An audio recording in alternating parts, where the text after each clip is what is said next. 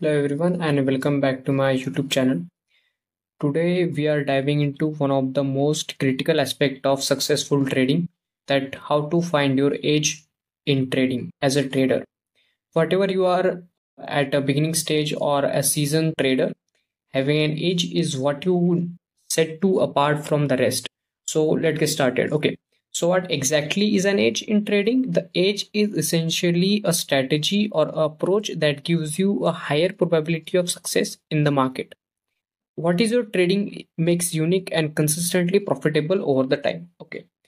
तो इस वीडियो में हम एज के ऊपर बात करेंगे कि आप अपनी स्ट्रेटजीज आप किस तरीके से आप बना सकते हो मार्केट में, और स्टेप बाय स्टेप हम देखेंगे कि इसके क्या एस्पेक्ट होते हैं. ओके.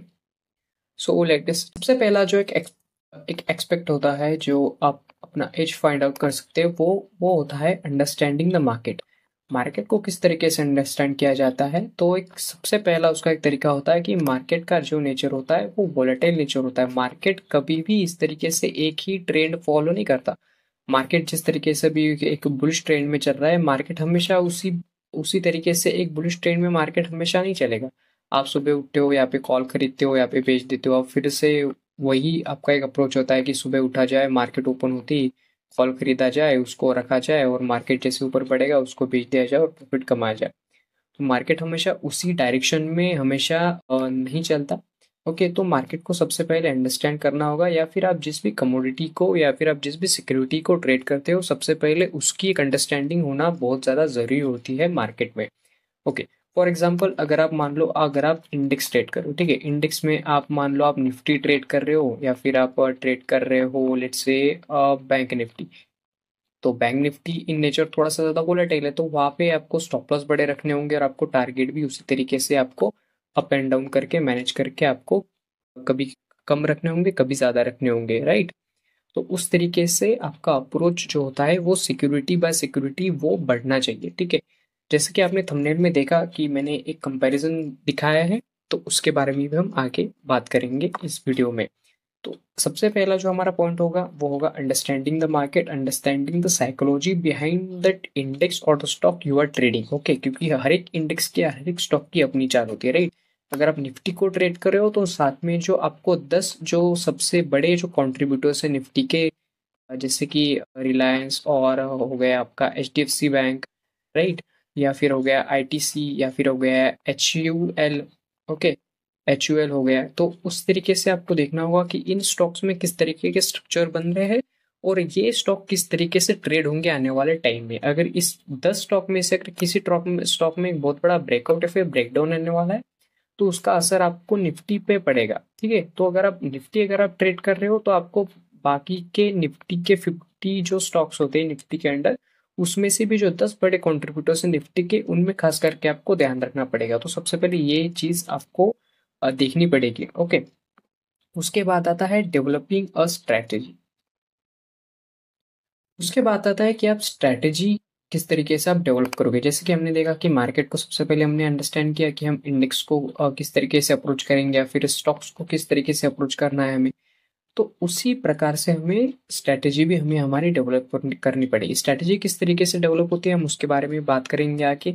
बहुत सारी स्ट्रैटेजी होती है, राइट. मतलब आप मूविंग एवरेज आप स्ट्रैटेजी यूज कर सकते हो, या फिर आप रेंज ब्रेकआउट में आप ट्रेड कर सकते हो, या फिर आप लेट्स से फॉर एग्जांपल आप एलियट वेव थ्योरी का आप यूज कर सकते हो, या फिर आप डाउ थ्योरी का आप यूज करके अपनी स्ट्रैटेजी बना सकते हो, या फिर आप काइंड ऑफ लेट्स से आप इस तरीके के आप कोई पैटर्न ट्रेड कर सकते हो, like cup and handle pattern और falling wedge type of pattern आप देख सकते हो. उस तरीके से आप अपनी स्ट्रैटेजी आप बना सकते हो, ठीक है. स्ट्रैटेजी बनाने में हमें जो इम्पोर्टेंट होता है सबसे पहले, वो इम्पोर्टेंट होता है हमारा रिस्क रिवॉर्ड रेशो, ठीक है. उसके बारे में भी हम आगे बात करेंगे रिस्क मैनेजमेंट में, ठीक है.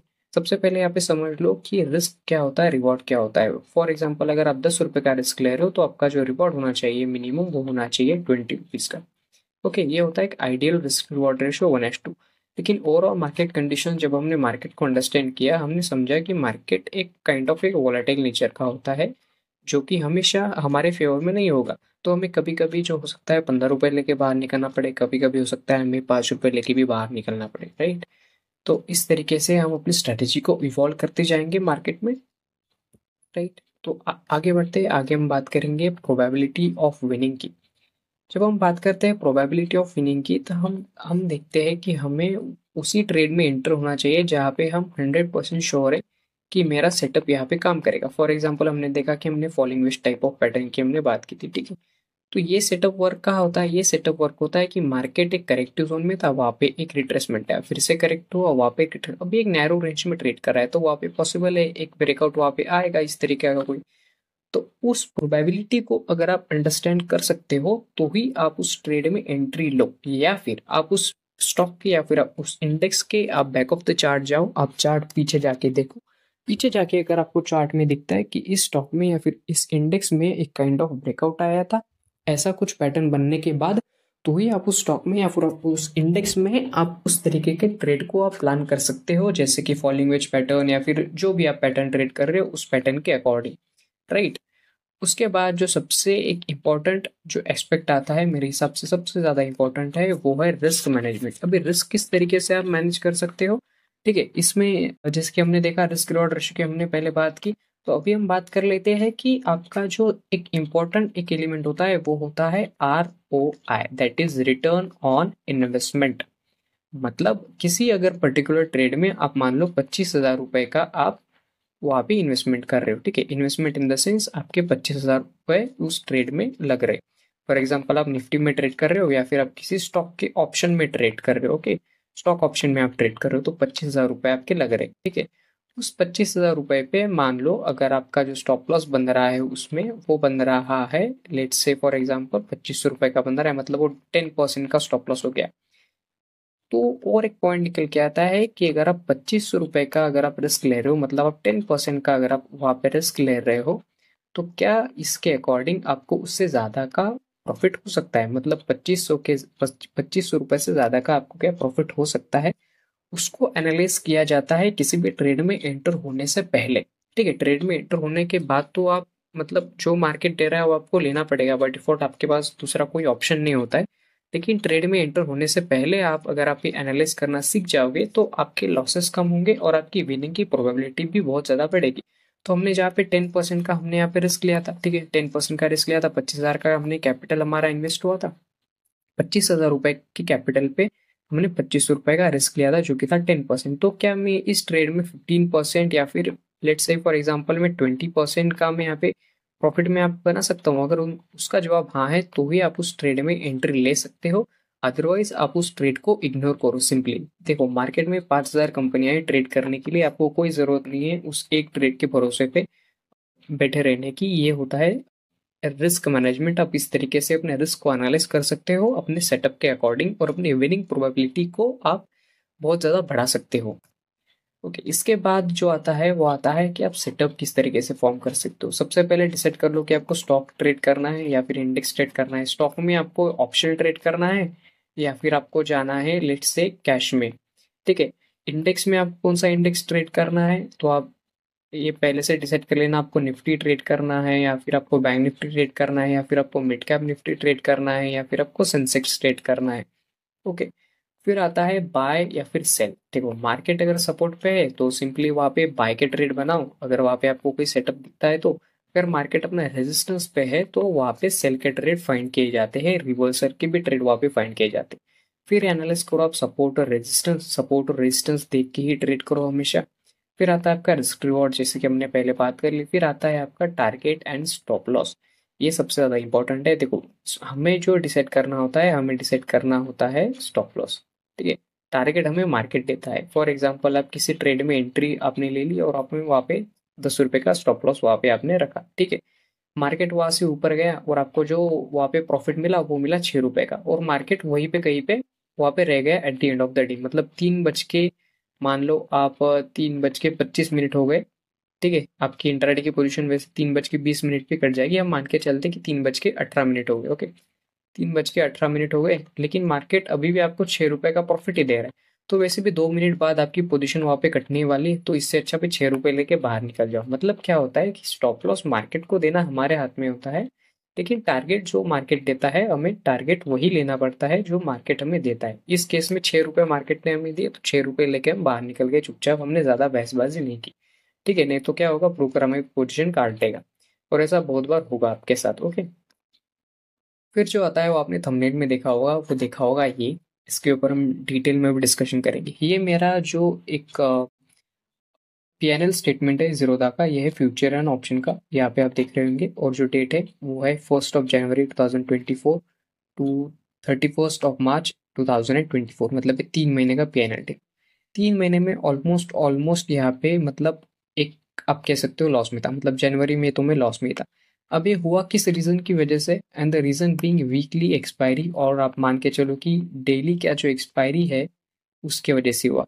रोज क्या होता था? मंडे को मिड कैप, ठीक है, फिर ट्यूसडे को फिर निफ्टी, फिर उसके बाद बैंक निफ्टी, उसके बाद निफ्टी, और फिर उसके बाद सेंसेक्स। ठीक है, तो ये जो हुआ था ये सारा कुछ यहाँ पे हुआ था। ठीक है, फरवरी के महीने में मैं तो थोड़ा बहुत यहाँ पे प्रॉफिट में था, और मार्च का महीना थोड़ा सा ज़्यादा वोलाटाइल था मेरे लिए, राइट।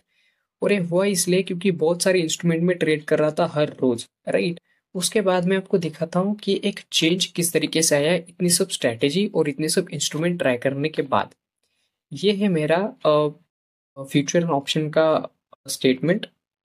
ठीक है, ये अगले 3 महीने का है। यहाँ पे आप देख सकते हो 1 मार्च 2024 टू 30 जून 2024, जब मैं वीडियो रिकॉर्ड रिकॉर्ड कर रहा हूँ।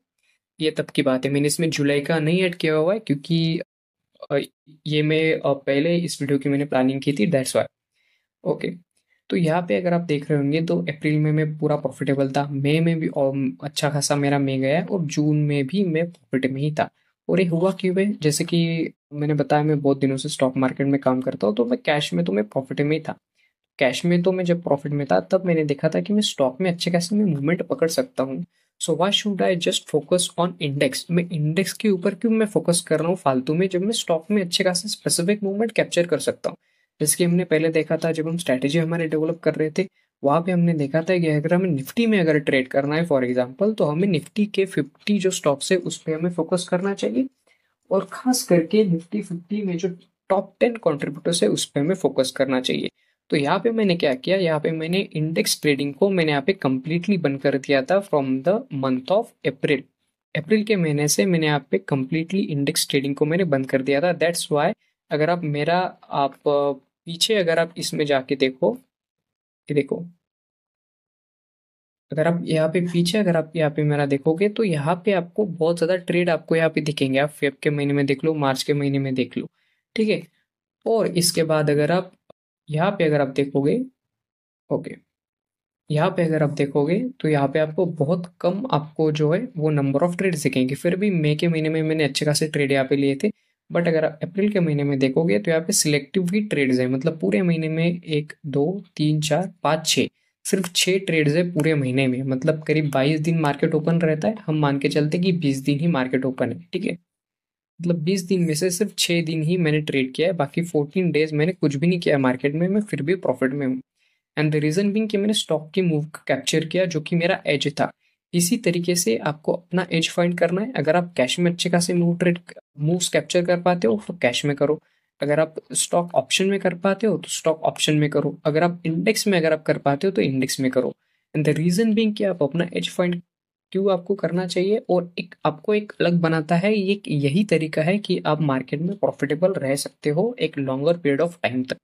अगर आप ये करना चाहते हो तो आपको सबसे पहले तो आपके पर्सनैलिटी के अकॉर्डिंग आपको चलना पड़ेगा। मेरी जिस टाइप की पर्सनैलिटी है, फिर मेरा जिस टाइप का नेचर है, मैं उतनी ज़्यादा वॉलेटिलिटी हैंडल नहीं कर सकता जो कि आमतौर पे इंडेक्स में होती है, राइट। क्योंकि इंडेक्स में आप देखोगे अभी जो हालात चल रहे हैं निफ्टी के या फिर बैंक निफ्टी के, निफ्टी 100 पॉइंट नीचे आता है, फिर एक एक ही इस तरीके की कैंडल बनती है और यहाँ पे पॉजिटिव में यहाँ पे क्लोज दे देता है। अगर मैंने यहाँ पे मान लो प्रीवियस कैंडल पे मैंने यहाँ पे शॉर्ट की पोजीशन बनाई थी, तो यहाँ पे शॉर्ट की पोजीशन बनाई, यहाँ पे प्रॉफिट दिखा, ठीक है। प्रॉफिट देखने के बाद कोई भी जो एक्सपीरियंस ट्रेडर होता है वो अपने प्रॉफिट को ज्यादा देर तक होल्ड करना जानता है। तो मुझे लगता है कि इस तरीके का एक फॉल आएगा जहाँ पे मेरा प्रॉफिट बढ़ेगा। लेकिन अगर इस तरीके की वॉलेटिलिटी अगर मार्केट में है तो मैं और उसको अच्छी तरीके से हैंडल नहीं कर पाता।